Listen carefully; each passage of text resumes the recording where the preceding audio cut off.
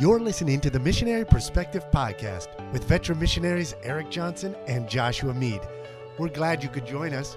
We trust this podcast will be both a blessing and a challenge as we relate topics in world evangelism from a missionary perspective. Now, here's Josh and Eric. Hi, this is Josh Mead, and I am here today with Matt Jones. I'm really excited about this interview. This month, we've been talking about family and ministry and balancing the two ministries, your responsibilities, whether you're a missionary or pastor or a father with any occupation. We have a role to play, and especially for missionaries, there are unique challenges to balancing family and ministry life while living on the mission field and all the challenges that come with it. I asked a question recently online on a couple groups I'm in about MK life, missionary kid life, and someone sent me a message and said, Josh, you need to get in touch with Matt Jones, and he has some unique ministries with missionary kids, and he'll have a great perspective on working with missionary kids. And so we're going to get to that. But Matt, we want you to introduce yourself. Let us know who you are. Tell us about your family and where you're serving. All right. Thanks so much, Josh. This is really cool. I love what you guys are doing here. Just recently been making myself familiar with your podcast and all that's going on there, checking out some older episodes and so forth on YouTube. So I appreciate so much giving me the opportunity. Whoever gave you that information, I hope it's not too disappointing here. What I have to say is too dull and drop your readership down to like 3 people or something. But my wife and I, we've been married now for 22 years. We've been in Thailand for the last 15 years. Next month will be 15 years for us. And we've got 4 kids. We have 2 daughters who are graduated and out of the house. They're back in Christian college in South Carolina. And then we have 2 sons who are still here with us. They're ages 17 and 14. So we're right in the thick of watching kids launch out into the real world. At the same time, that was our daughters who kind of fortunately developed a good bit quicker than the boys maybe. So now we're trying to like shore up the edges of what's going on in the boys' lives as they get ready for their transitions as well in the years to come. So thankful for that. We're in a rural northeastern corner of Thailand. We're way off the beaten path. We came here to join some church planting family that had been here since the 80s. They were here until 2011. We came and joined them purposefully to work with a little church that they were involved with in the capital city of Surin Baptist Church. And so we joined them there. And for about 3 years, worked alongside that family till they retired and went back to the States. And then we took on the responsibility there of leading in that group. And it's just some great folks, really well-grounded believers, something that's just virtually unheard of here in Thailand. And so we continued on that ministry, but the Lord had given us a burden for many years, really all the way back through high school, to be involved in missions and church planting and so forth. And my heart was just, I love the folks there in that little church, and I was just burdened to get out and do something in church planting outside of just leading a local church and on the mission field. And so the Lord in his graciousness brought to us a Thai pastor in 2013 or 2014. And so we kind of worked together for about a year to see if it would be a good fit. Anybody familiar with Thai ministry, which I don't know how many people will be familiar with Thai ministry, but we have more frequent Sasquatch sightings than we do Thai pastor sightings, all right? Because they're few and far between. There are not many men in anywhere close to starting ministry or going into ministry here in Thailand. So when that man came along, it was just a really good fit for him and for us. And so we began to pray about, him coming, and then the church decided to call him as their pastor. And so during that time, we asked him, we said, hey, listen, we are now your assistants, and whatever you want us to do, we'll do. And we are very much in line with what you're going to do here. We're going to support you with our prayers, with our presence. But I said, I kind of have a desire to not spend the rest of my life here. And I feel like it's kind of redundant having me and you here. And I said, what do you think we ought to do? And he said, well, why don't we work together for a year or 2, which encompassed one of our furloughs as well. he said, let's work together for a year or two. And then as when you get back in 2016, this was in 2014, he said, we will, have you be our missionary from our church. So you will be the missionary sent out from the Thai church, or the Thai-led church, Thai pastor. And so that was really cool. So in 2016, we got back to the field. We've been surveying provincial capitals to the west and east of our province, but there was this one little podunk, middle of nowhere blip on the maps town about half an hour, 40 minutes south of the place we'd been working. And there was one Christian lady down here in this town who was Thai, and she worked with an American lady in her 70s. These two ladies they had crafted their own storytelling curriculum to go out and do evangelistic storytelling in the villages. It was really cool. But they weren't trying to start a church. They were just trying to share the gospel. And they'd done that for years and years and years with very, very little fruit from it. And so they were like, hey, if you're leaving Surin, you really ought to consider coming down here. And I'm like, oh man, this is like going back in time, because to go to a provincial capital, I can find Starbucks in one of those provincial capitals. I can find McDonald's in one of them. And I'm like, this little district town you're talking about is about to get their first grocery store. And they have one red light, whether anybody observes the red and green is another story, but they have one red light. So it's like, man, it's like going back in time. This is going to be a whole lot harder on me and my family. But as we prayed about it, we're like, oh, we can't get away from it. We've got to go to that town. And we started here in 2016 alongside that Thai lady and that American lady. That American lady retired about a year later. Okay. But we started meeting in homes. We were just in that lady's home and just started talking about, hey, we're going to start this church. And people were invited and eventually came. And we were very, as far as missiologically, we were very decentralized. We started sitting in circles on the floor and eating fruit together afterwards, just really basic. And man, it grew from there. And the people who were interested continued to come. And within, 3 or 4 years, we've had probably 4, 5, 6 people saved and follow the word in baptism. And then 2 or 3 others from that were looking for a church has showed up. And so now on any given Sunday, we'll have, 6 to 10, 12 believers, plus my family, a couple Filipino teachers, a Brazilian guy, another American guy with his Thai wife. So very international ministry in this little rinky-dink town that we live in. But we've been here now since 2016 doing that. And so we just love it. We really, really enjoy it. Church planting is our heart. It's our bread and butter. It's what we're here for. It's what we do. And then the MK ministry we're going to talk about is really the icing on the cake. The cake is pretty good by itself, but man, you get the right thing. It's just unstoppable. That's awesome. Boy, hearing you explain kind of your process and how God has been leading you in the church planting effort over there sounds so very similar to what we're doing over here in Senegal. Like similar in Thailand, here in Senegal, to find a Senegalese pastor who is Wolof, which is one of the predominant ethnicities here, it's almost impossible.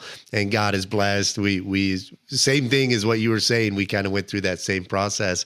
And I actually, when I did our episode on how we approached church planting here in Senegal, a missionary from Thailand reached out. I don't have his name written down right now. It was a while back.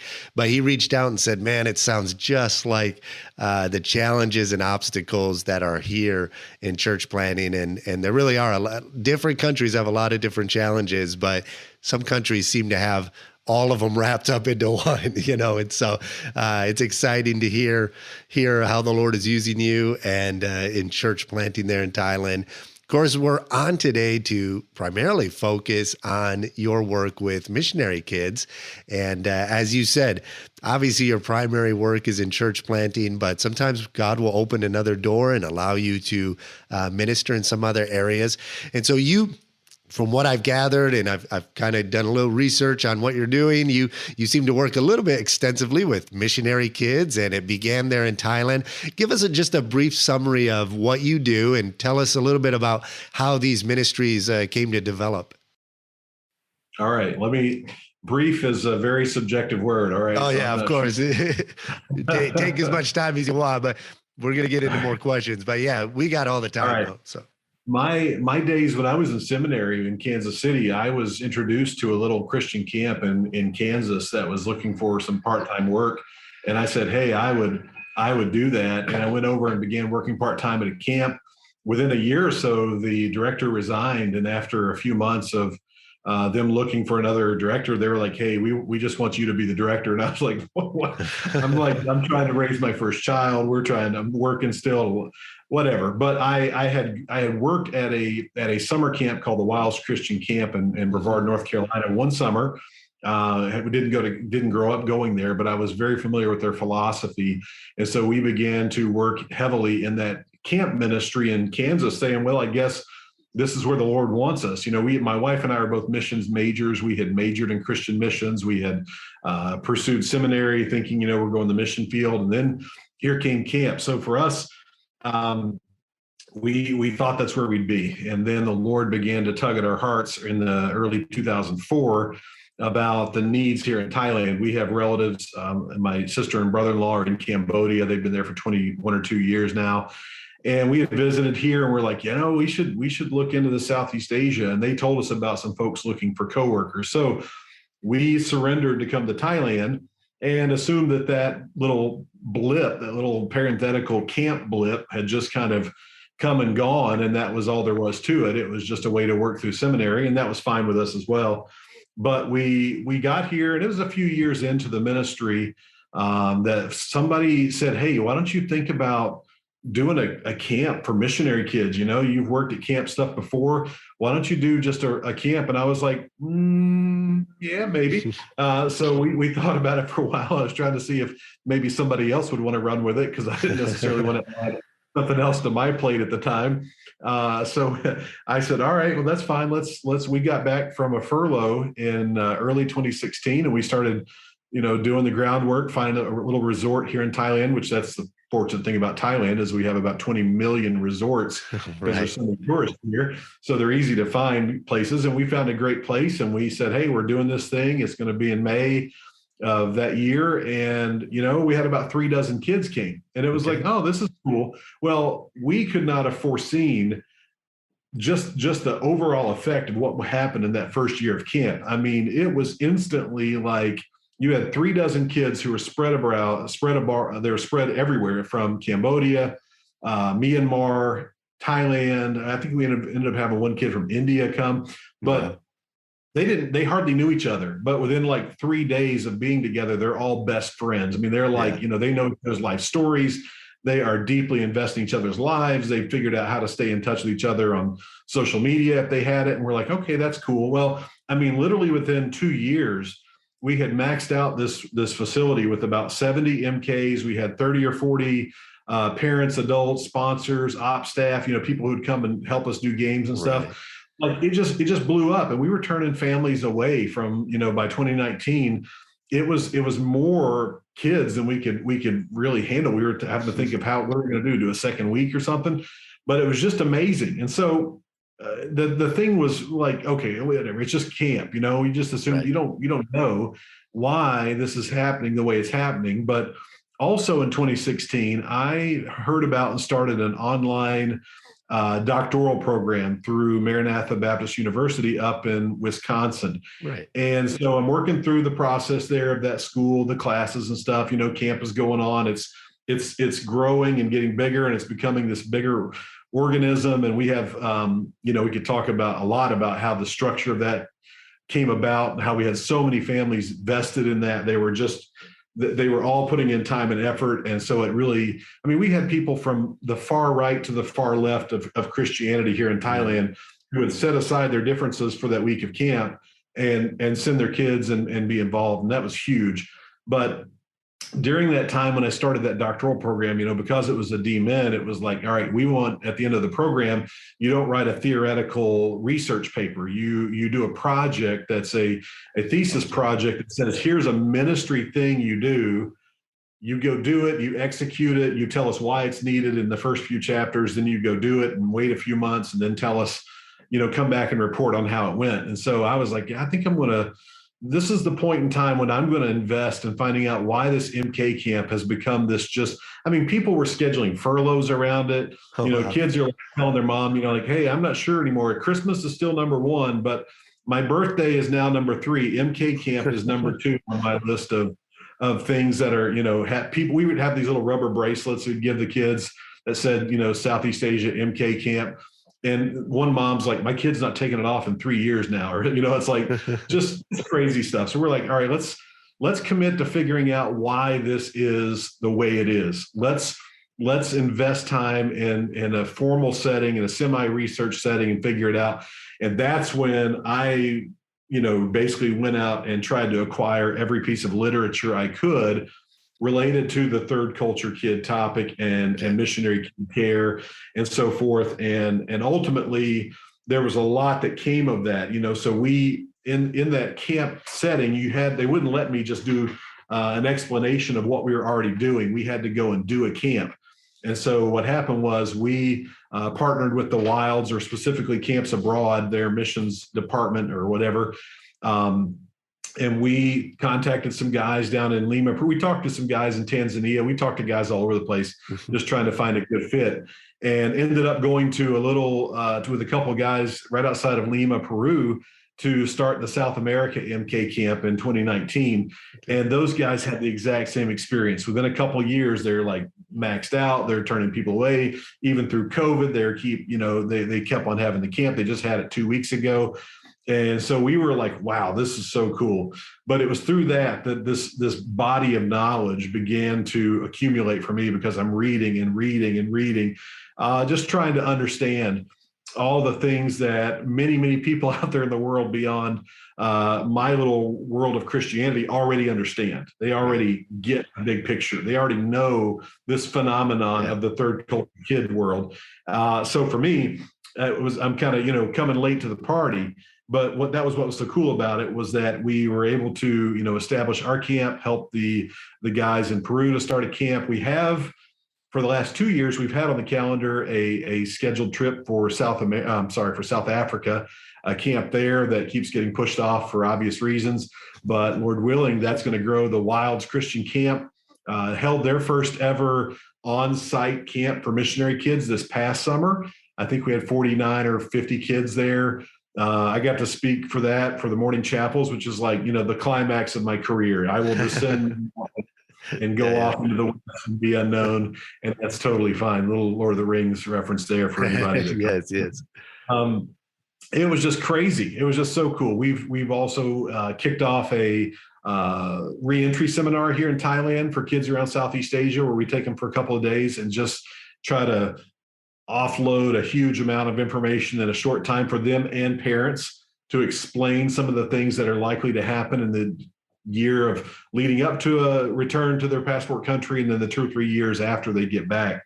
What else? Oh, more recently, last year, we started a twice a month MK, we call it the Southeast Asia MK Community Zoom call. So we basically do an online Zoom group. We have kids in Cambodia, Thailand, Taiwan, and Hong Kong that come in every, twice a month. We get together on Thursday nights, 7 to 8:30, and we have we really focus our whole attention around the theme of Luke 2:52, that Jesus grew in wisdom and stature, favor with God and favor with men. So he grew not just spiritually, but he grew socially as well, favor with men. And so we try to give these kids a way to interact with each other. We have games, we have a Bible study, and then we do some very specific discussions about the MK experience is what I call it. And so that's something that's been going on over the last few months. And really it's just been really cool. It's just been a neat thing to be part of. So that's what's going on right now. And in our immediate life right now, besides our church work and raising our kids and our family and so forth. No, that's amazing. I love hearing just any ministry developing for and helping MKs to see how this has bloomed and developed into something big, and how God is using it. Camp plays such an important role in the lives of young people in the States. Sorry, that It's something that a lot of times I feel bad, like for my kids, especially as they're reaching teenage years, like, man, they're missing out on that. We send them off to camp when we are on furlough, but that's every 2-3 years that we're back. And my wife grew up in Nova Scotia, a small fishing community of 100 people where maybe, 60% were her family. And so there were very few Christians around her. And the highlight of her life and growing up was going to a camp called Forest Glen Bible Camp. And she loved it. And it was that was her world. And every year was just waiting for the next year to get back to camp. And part of that was due to just kind of being isolated in her little community where she was. Is that what you find with Missionary Kids? Talk a little bit about kind of the challenges that Missionary Kids face with isolation. And do Missionary Kids have a hard, because one of the questions I'm going to ask is, what are some of the big challenges? I would imagine being isolated is one of them, but do they have a hard time, Missionary Kids specifically, expressing that loneliness and isolation, and how did camp play a role in helping with that challenge? Gotcha. Yeah, I was thinking through earlier some of the top, difficulties or challenges of growing up as an MK, and really, I came up with 3 that I thought of, and the second one is that concept of being isolated. Isolation really is like the doorstep to discouragement, depression, and a really bad, dark place. And I think most of the world has seen that through the lockdowns and quarantines over the last couple of years, and it's really brought that to light. The hopefully as it continues to come to light and see how dangerous isolation is, it'll point out how most of our MKs are living that day in and day out. There's very remote corners of the world where our MKs are living. And, by virtue of what we do and where we do it, our kids, they grow up between worlds. They grow up, not having total ownership in any one place. We talk about how it is truly an awesome and amazing experience for kids to they learn languages, they shop at open air markets, they travel internationally, they can speak intelligently about the quality of airline food on Eva Air versus Korean Air or whatever. They've got all these things down pat. They've been places, they've had pet monkeys, they've rode elephants or ridden elephants. It's like they've done this stuff. But what they are often lacking are the social interactions, the things that come from sitting in a classroom of peers, or attending a church youth group for years at a time, or being on a sports team, those sorts of things. So that isolation is a really significant concern, I think. And it creates really, I think the hardest part of that isolation is that a kid grows up being very contented, or at least partially contented with being isolated. And so what happens is you get kids that run into young adulthood, and we have this phenomenon that you'll come across, you'll see it called different things, but they call it being a hidden immigrant. And basically the idea is that, if you're in Senegal, if you're anywhere in Africa or Asia, my family will never be mistaken for a Thai person. My kids will never be mistaken for Thais.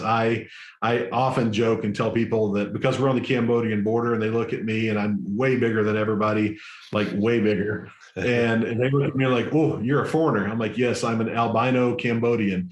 And they're like, oh, wait, no, you're not. So it's kind of a little joke, but we don't ever get mistaken as Thai people because of our size and so forth. Well, there's certain grace that is given to people that you clearly know they don't belong in that society, or they're not, natives to that society. They give me grace to speak poorly, to maybe do something that's offensive, that wouldn't be okay, if I were a Thai person to do.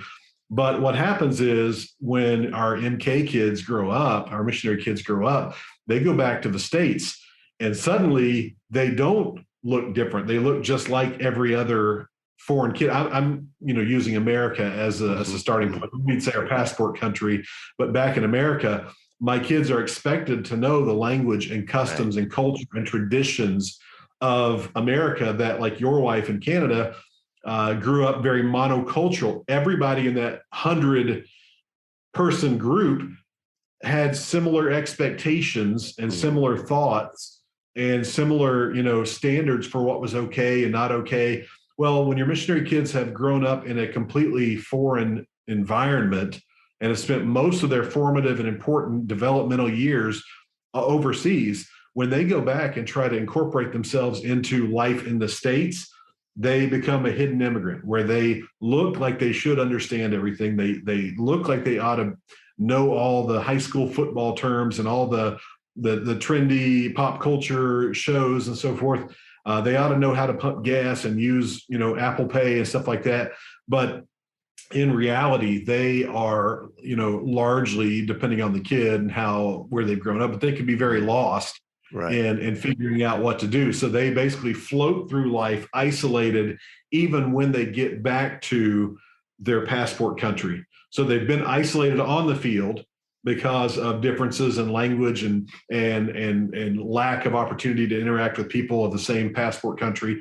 Not that they're not interacting with people on the field or other national people on the field, but there is a sense in which they are expected to go back to the States when they hit, young adulthood, and suddenly they're like, "Wow, I don't really fit in here," and that's a tough one. That isolation can carry through, and I think it takes a lot of MKs by surprise that they find out that when they're 18, 19, and they're starting college, and they find out just how little they understand.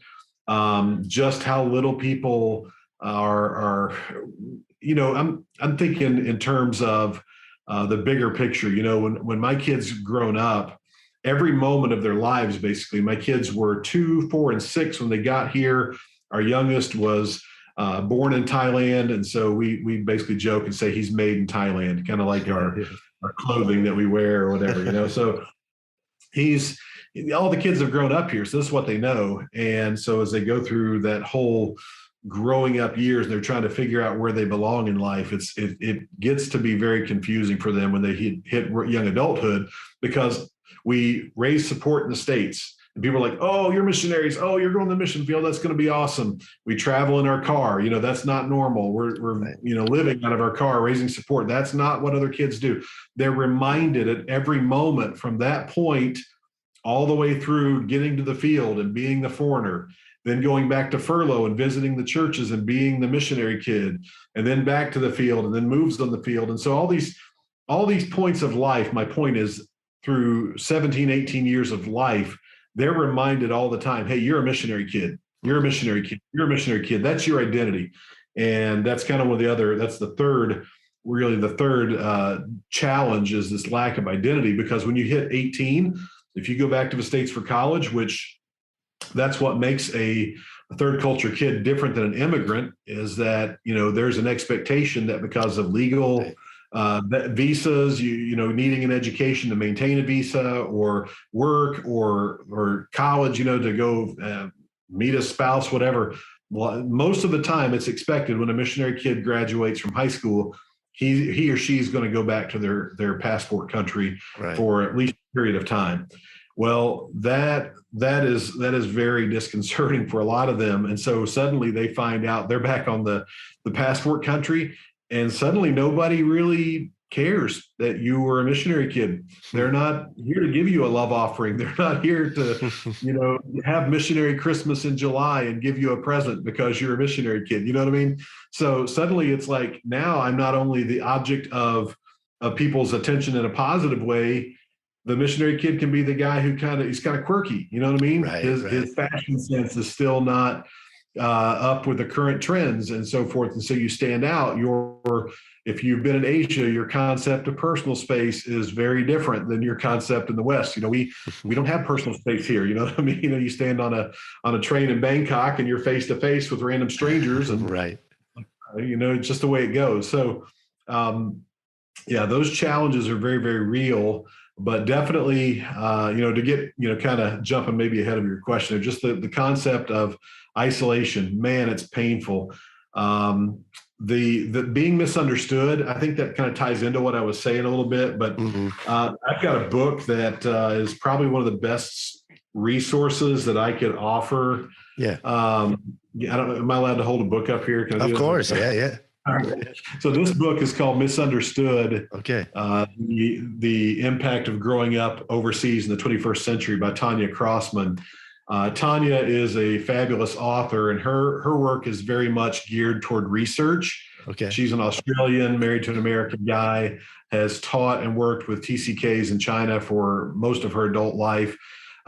She's great. This book is super. She interviewed about 12 to 1,300 third culture kids. Okay. And I kind of regret I didn't start early kind of talking about how to define a third culture kid, but she interviewed about 12 to 1,300 third culture kids and summarized at the end of all that massive amount of information that 67% said that they would wholeheartedly agree with the fact that they feel completely misunderstood back in their passport country. Like basically almost 7 out of 10 of those third culture kids who grew up overseas would say, I know I am misunderstood back in my passport country. People just don't understand what I'm doing or where I've been and so forth, and that's part of what we will interact with as missionary parents. There is no way around that. But I sometimes think the shock and lack of awareness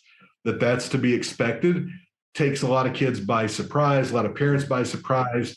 And when that impact and I'm thinking of a kid in college or whatever, or upper high school, when they start to realize, hey, I'm not understood. I don't fit in here. I don't identify with this American youth group, church group. I don't agree with the way it doesn't look like, there's no goats or chickens walking around in church. People are wearing shoes. They're wearing coats and ties. It's like, I don't like that. I don't identify with that. And so what can happen is MKs can lose their sense of the big picture and basically say, well, if that's what my future as a Christian looks like, I don't want that. I'm not going to do that.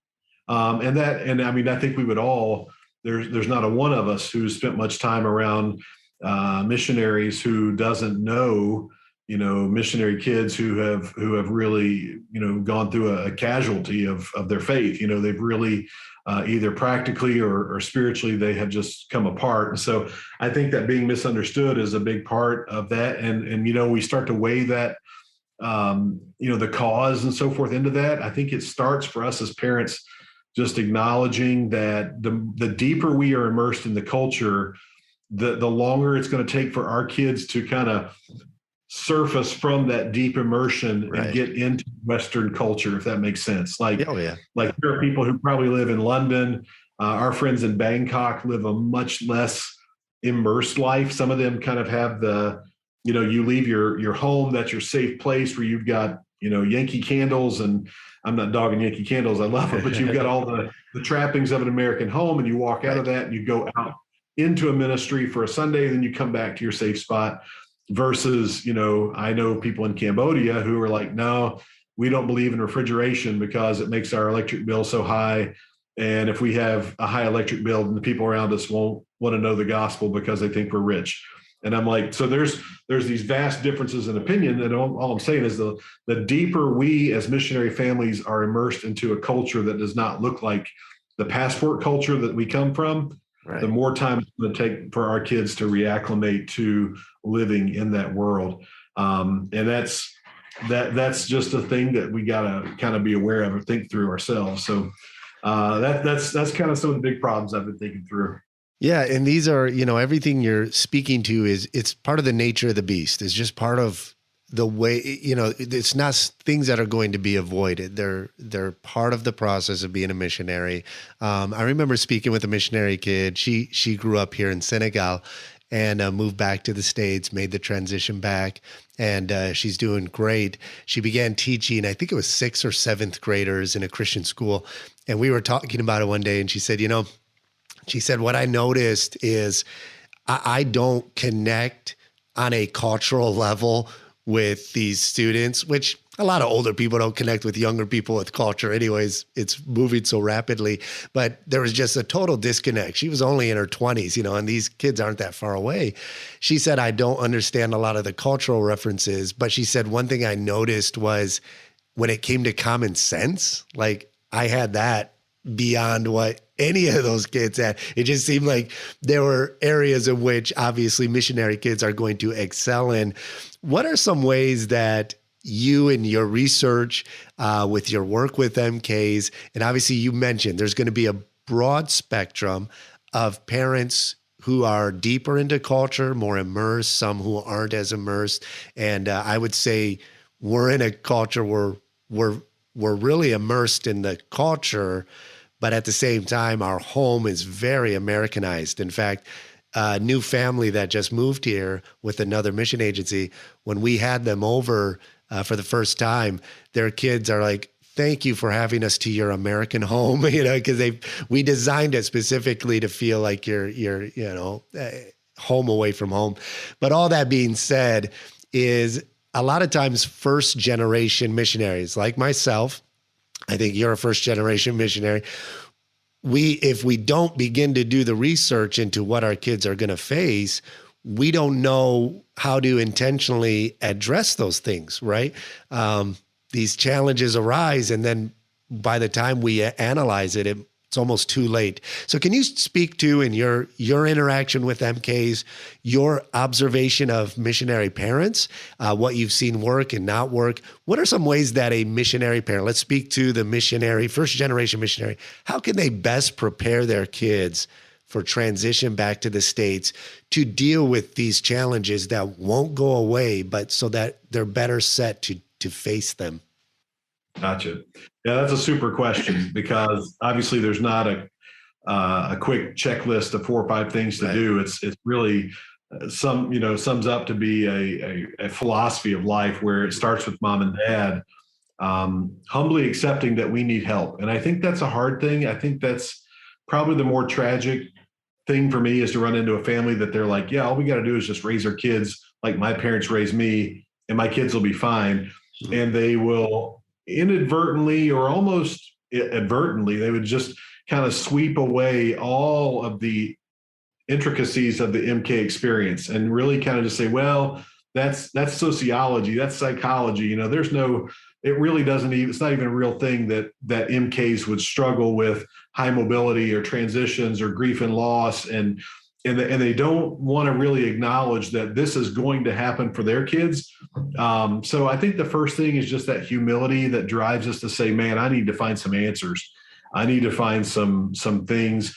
But, first generation missionaries, what are we thinking about? We're thinking about how to get support, right, how to write prayer letters, how to start a church, how to stop fighting with our coworkers. Like we're trying to figure out all the basics. How do I learn to do church and not, do this and that? How do I, there's 1,000 things we're working on that typically it's like if our kids aren't melting down and having like full on, a breakdown, we're kind of like, they'll be all right. You know what I mean? And so we just, as long as they're quiet and sitting off on the side and playing in the dirt, they'll be fine, And so that is unfortunately the norm for us. So I think that part of it is going to be the need to have our supporting and sending organizations need to be familiar with this challenge. I think that our sending churches, man, I think you could spend a year just traveling to churches and saying, hey, let me tell you what it's like for missionary kids,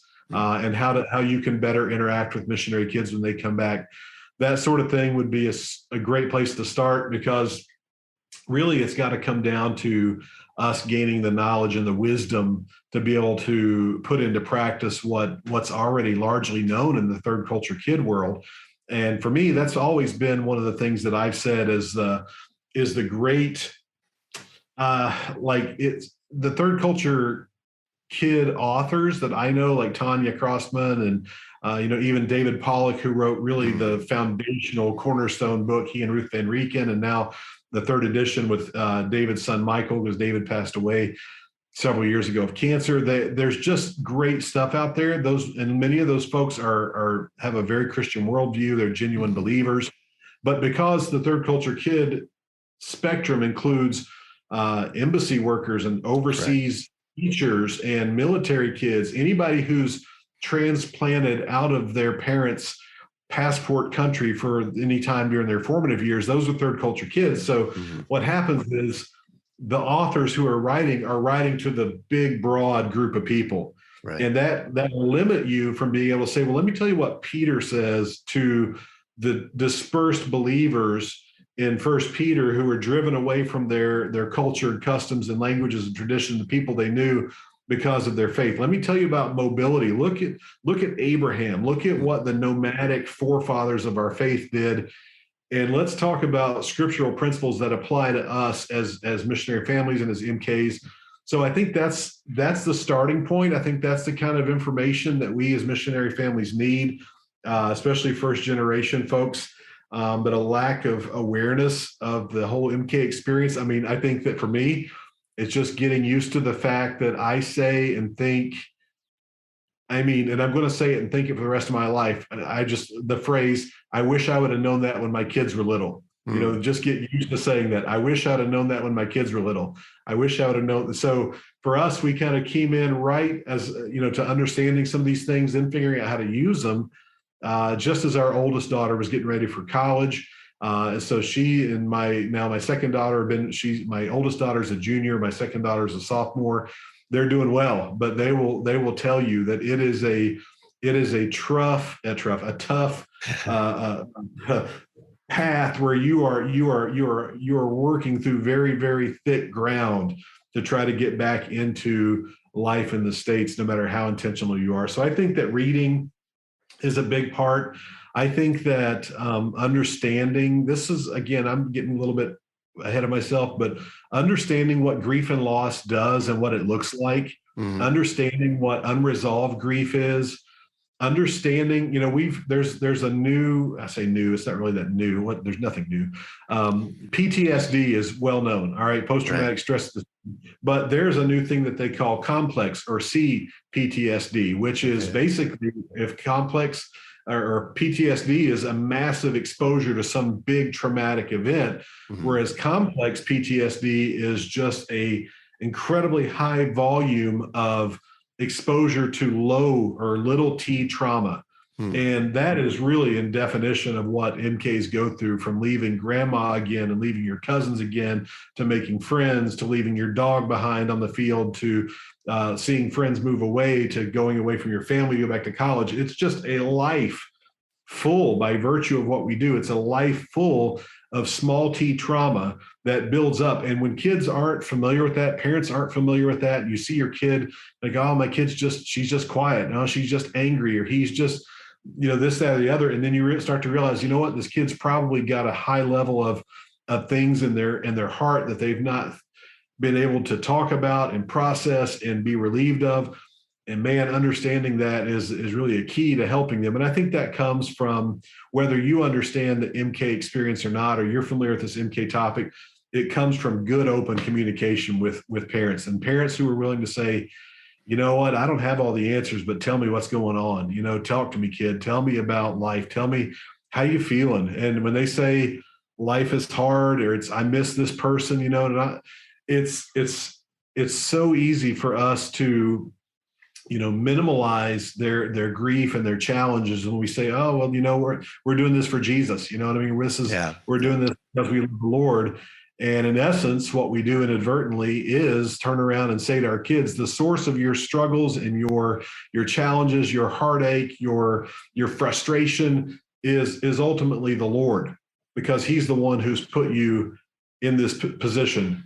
And you can either accept that and love that, or a kid in a young kid's mind is to say, well, okay, if that's the way it's got to be. Or they'll say, well, why would I want that in my life? Why would I want that kind of faith in my life if this is the source of my struggle? Yeah. So being willing to have parents who can just openly communicate, say, hey, I think it stinks too. I really miss grandma at Christmas too. I really wish we could spend Thanksgiving together with friends here. That sort of thing just really does speak volumes to a young MK. Even if you don't know what you're doing or what we're saying, it really is helpful to have that kind of communication. Obviously, having familiarity with the information of what they're going through helps you to guide the conversation, but it doesn't mean you've got to go read 10 books before you can raise your kids effectively. Sure. Yeah. So just communicating is a big deal. Absolutely. That's one of the things we've really been emphasizing as we're talking about family life and ministry life. And that's kind of a common theme I saw when I was on deputation. I would pose the question to any MK I met at a Bible college. If we were presenting there, I would ask them, you're in Bible college and you seem to, you're expressing a love for the Lord and even a desire to go into ministry. And so what are some things your family did that help to cultivate this spirit so that you didn't become resentful? Because I've read too much and I've heard too many interviews of even preacher kids or MKs who've left, like you said earlier, they're just like, if this is Christianity, I don't want to be a part of it. They leave that kind of that world. And a lot of times I'll hear the same thing, either from those who are wanting to serve the Lord and just, do right. They'll say, I saw a common theme where they would say, my dad always had time for me. And then I saw among other things, but then I'll see a common theme on the other end where I've heard over and over, I just felt like if I brought up my struggles to my dad, it would reflect poorly on his ministry, and I didn't want to be a problem. And it's same for wives as well. When a husband, a dad creates kind of this awe to the ministry that he's a part of, his calling, that almost like I better behave so my dad can keep his ministry and not share my struggles. Can you speak a little bit directly to fathers, on the mission field and kind of how they can, you already mentioned a lot of great, truths here, but specifically fathers, what are some ways you intentionally, and a father on the mission field can be intentional in the way that he addresses these things? Because sometimes a dad doesn't even know he's created this air, of I better not share my frustrations because my dad will take it personally and maybe it'll reflect poorly. Speak a little more to that about how can we practically keep open communication and deal with our children's frustrations and anger outbursts and things. How do you dig deeper into what they're struggling with? Yeah, that's good. That's a great question. When I'm thinking about like when we were, the days when you're visiting churches in the States, it's like, every episode of visiting a church is like a job interview. So you give the kids a discussion, you get the talk, or it's like, don't talk about this, don't talk about that, don't do this, do that, sit quietly, talk to every grandmother, do it like you love, it's like you give them this, you install in your kids this sense of like, it all rises and falls on your behavior. You know what I mean? Because we're thinking to ourselves, we really want to get supported and get to the field. And so we put a lot of pressure on our kids that starts at a very young age and continues through, pushing our kids to understand culture. We don't want our kids to walk up to somebody in Asia and start rubbing their head. That would be, the equivalent of like spitting on them, in America. It's just, you don't do it. You don't. Right. You're constantly saying, don't do this, don't do this, don't do that. So there is a lot of teaching that goes into it, and we can inadvertently say, hey, you've got to do this and not build the relationship. And I think that's part of it is the dads have got to have a relationship. Dads and moms are different. My wife and I talk about this all the time. There's like with the boys, I just basically growl and grumble and we throw each other around and wrestle and stuff. But with the girls, I'm like, oh, would you all like to go out for coffee? I will take you, for a tea right now. If you some bubble tea, let's go. That kind of like difference in approaching both the kids, or both the, boys and girls, but knowing what they like, what they enjoy, and making it a point to be interacting with their lives is so important. And I don't know, for every family it's going to be different, but just making sure they know that at the drop of a hat, at the snap of a finger, we would abandon everything that we have here in this country and go anywhere and do anything for our kids. You know what I mean? As far as like, my kids know that, in the States where they are right now, if they said we have had, we have a need and I need you here, we would do whatever it takes to go there, no matter what, scrutiny it put us under or what it does for our employment, because they are the top priority. And that is not easy to do. So as a dad, as a parent, as you think about moving into ways to make this practical, just specifically do stuff with the kids on the field that is kind of like a tradition. You know what I mean? Like, we have this one goofy tradition that for probably 6 or 7 years now, I pay $200 and I get the NFL Game Pass. Okay. All right. So we're 12 hours ahead of the Eastern time zone. So midnight, Sunday night, every Sunday night during football season, kickoff starts at midnight. It's 1 a.m. when the time changes, but basically midnight or 1 a.m. I will be sitting in front of the TV watching football with one or all of my kids until they fall asleep on the couch. And so it's ridiculous. Then it got to be when we had 4 kids, we would, they were all still here at home. Yeah. They would do one per week and they could get a special treat. They could get a Coke or whatever, they wanted, whatever they wanted, they got to pick. And then they would just sit there and basically all they do is sit there and watch the commercials. They don't even know what American football is all about. But right. It's the tradition that like now, man, this season I tried to skip it a few times and my son was like, there was like a mutiny in the house because I miss his week for, watching football, but that sort of thing. But I think that it's at the top, it's saying nothing's more important than you, kid. At the bottom, it's saying, hey, let's go out and get, an iced coffee or whatever your country has on a regular basis, and then everything in between that is what's essential. But I mean, for us as, looking like how to help families making the move back or helping kids get back that are older, we did things where, it became powerfully important to us. Like, just like, wow, we cannot send back our kid alone. We cannot do that. Like we just can't. Mm-hmm. And she's the first, she's the oldest, sure, she's starting at a Christian college and she's got family 2 or 3 hours away. We've got the internet, whatever. We tell ourselves all these things, but in reality, I'm like, nope.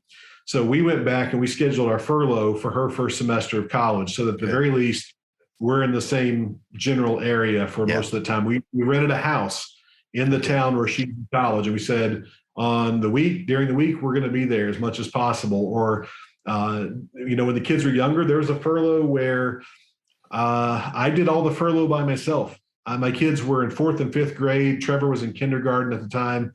And I said, I did probably 90%, 80% of our church visits I did alone. I would be gone for a week or 2 at a time, but we put our kids in a Christian school so that they could go to this tiny little Christian school in Kansas and be part of the activities there. And my wife stayed home with them and did stuff.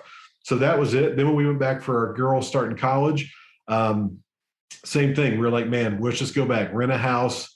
It's expensive. It's inconvenient. It's awkward. There's church stuff here that's got to be taken care of, but you'll never regret it for even a second, giving that extra time. You will regret it if you send them back and the wheels come off and you're not there to help.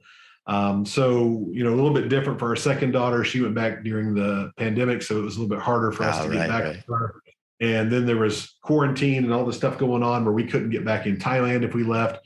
But finally, after that abated a little bit this past summer, really last year, in about April of last year, May of last year, we're like, man, our girls have been over there for our oldest a couple of years through the pandemic by herself, and we said we're going to go back and just do a family furlough. We don't necessarily have sabbaticals in our little group, but it was like, we'll call it a family furlough, and hopefully nobody is going to bemoan us taking a family furlough. But for like 4 or 5 months, we went back and didn't do any church meetings. We just were with our kids. We were just with a family, and just needed to rebuild that parental social capital with our kids that had been expended over the period of, almost 2.5 years of parenting on the telephone. You know what I'm saying? We're parenting online, and that gets really old when you're dealing with relationships or things like that. So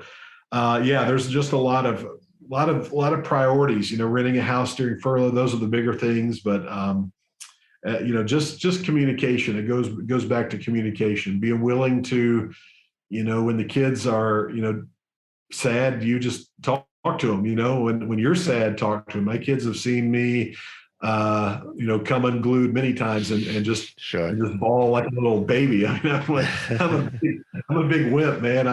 I get on the airplane every time we've got on the airplane. That's 2 or 3 years to come back, leaving kids in the States. I look like I'm having a nervous breakdown on the plane because I'm just sobbing uncontrollably. Yeah. So I'm lucky not to get, 911 call or whatever, you know. Yeah. Well, I really appreciate this insight. I know it's going to be so helpful to the missionaries listening, and I know it'll be great insight for families who support and love missionaries.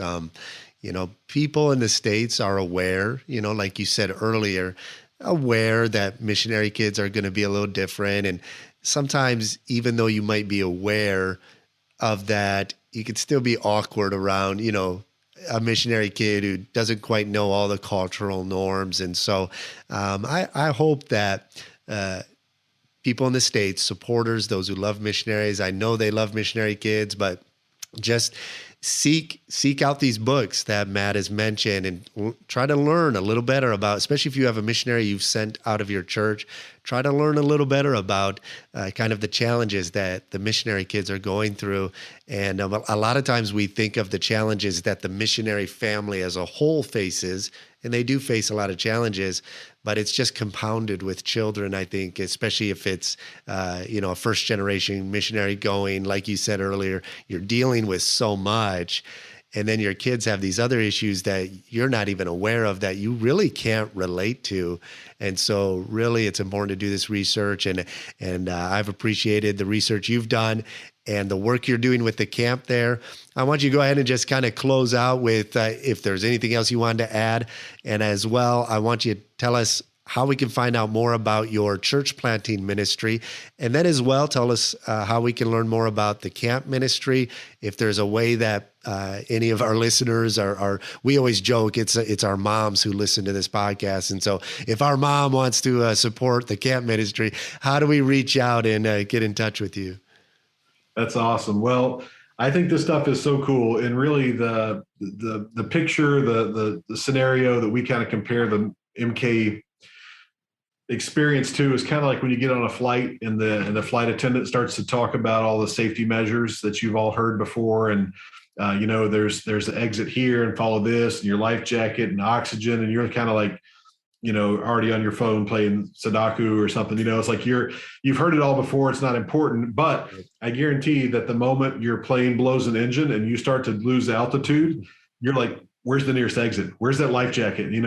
You're aware of it. And so that's kind of the way the MK thing is. It's like, we're not really considering that it's a big problem until it is. Right. And I'm just hopeful that folks will, pull the information out and start to look and start to read and get familiar with what's going on. This one thing that I have here, I hadn't mentioned before. This is something that was a project that I did a couple of years ago called Born to Be Global. Yeah. It's exploring God's roadmap for missionary kids. This was my initial effort to bridge that gap between the third culture kid writings to a biblical approach to MKs. Like this would not be necessarily great for a kid growing up where parents teach at an international school, Sure. But this is a Bible study. It's about 120-page fill in the blank Bible study, kind of a Wilds type God and I Time booklet. Actually, the Wilds published this for me. Excellent. And so the funny thing about it is that I don't have any, hold on this book anymore. It all belongs to the Wild. Okay. It's kind of a deal. Okay, if you'll get it published, I'll let you have it. And so they bought a bunch of copies and they have it in their online store. Now, I don't know, maybe I can send you a link that we could post. Sure. Because I don't know the link and it's not, it's on their online store, but you'd have to look for it a little bit, or you could contact them directly. But I can also try to figure out the direct link and send that to you. Yeah, definitely. But that to me is a major help. It goes through three major topics. It talks about the topic of transition, and that's section 1. Section 2 is about grief and loss. And then section 3 is really the ultimate one, is about identity in Christ and how as an MK, you can find yourself, basing all your identity on the fact that you're an MK. And when that MK-ness is not central anymore as a young adult because you're not living on the mission field, then if you're not prepared with an awareness that you are part of a global kingdom of God that is full of people of all nations and countries, and you are a valued citizen in that community, then it's easy for the wheels to start to come off. And so that Bible study will take the kids through that. Those are available. I mean, if you know a church that wants to go buy 20 of them or 50 of them and give them out to every MK that comes, that'd be great. I don't get any of the proceeds, so you can unashamedly promote it or whatever. But just thinking through that, as far as contacting me, I'm small beans, man. I'm just my email would be the easiest. That would be a great way. We have my email is Jones, JONESN Thailand, Jones IN Thailand @gmail.com. Pretty basic, Jones in Thailand @gmail. I would love to contact anybody who has questions about MK camps. I mean, I don't know where you are, where your listeners are, but man, as soon as we're out of this pandemic, no travel stuff, I would love to be talking to people all around this globe about putting together MK camps, because really that was kind of what my project was the structure of it. But then even beyond the structure of it, which is not nearly as important, but just being there to help with the content. We're going back to Peru in a year from next January, going back to help with their MK camp. So man, I would love to talk to anybody about that. I would love to talk to anybody about setting up, an MK Zoom meeting. I mean, that kind of thing, like just to get a figure, just a structure of what we do for that. I'm happy to share and kind of outline, hey, here's the 4 components we do. There's only 2 couples that are involved in it. We are not geographically in the same place. We all just sign in and tag team the 4 events that we have every single time. And that's super cool. But yeah, I mean, my organization that I work with is Baptist World Mission out of Decatur, Alabama. And so anybody that wants to contact them and send me a couple $1 million, that'd be great. Excellent. That'll definitely take some of the pressure off with my next 2 kids going to college. But anything between $2 and $2 million, that'd be fine. But that would go to Baptist World. And please, I'm super happy just to chit chat with folks on a personal basis. If anybody wants to contact me, but man, or I keep going. Things keep coming up. This is why you said brief. It's very subjective. If anybody says, give me some specific topics. Tell me the top book or 2 about understanding grief. Tell me the top 2 books about the whole just the MK subject in general. I'm happy to create I've got a resource kind of put together of that, of just kind of an explanation of, if you're starting here, here's the book you ought to read. Or if your kid's going off to college, there's a book called The Global Nomad's Guide to University Transition. That's just fabulous. I mean, it's just, literally talk about an isolated topic. It is written just for TCKs going back to college. So I'd be happy to share that stuff too. But thank you so much, man. This is a lot of fun. I have really, really enjoyed it. No, Matt, thank you for taking your time to have this conversation and to share your heart and be a part of this podcast. And listener, I know you've been blessed by this conversation with Matt and all that he shared. Whether you're a missionary, whether you're a supporter of missionaries and have sent missionaries and have missionaries in your family, this I hope will give you a little bit more insight into some of the challenges that missionaries and missionary kids face. And would you do us a favor? Can you think of 5 people, listener? Think of 5 people that this particular episode would bless, whether it's a missionary or another an MK that Send this link, whether it's Facebook or YouTube or the Spotify podcast, Apple. Send this podcast to 5 people that you think it would be a blessing to. We want to get the word out, and we know that this will be encouragement as we raise awareness for some of the challenges that missionary kids specifically face. You'll better know how to pray. You'll better know how to approach the topic and to cultivate those relationships with missionary kids as they face the challenges of whether it's transitioning back to the States or just in general what they face while they're on the mission field. So Matt, I appreciate so much, and I know in the future we're going to have to get back on here and we'll have more discussions about this in a future episode. And so I appreciate your time, Matt. Thank you so much. All right, Josh, take care, and I wish you guys all the best with your program there. It sounds like things are really getting ready to take off for you guys. So thank you so much for letting me join you here. Thank you. God bless.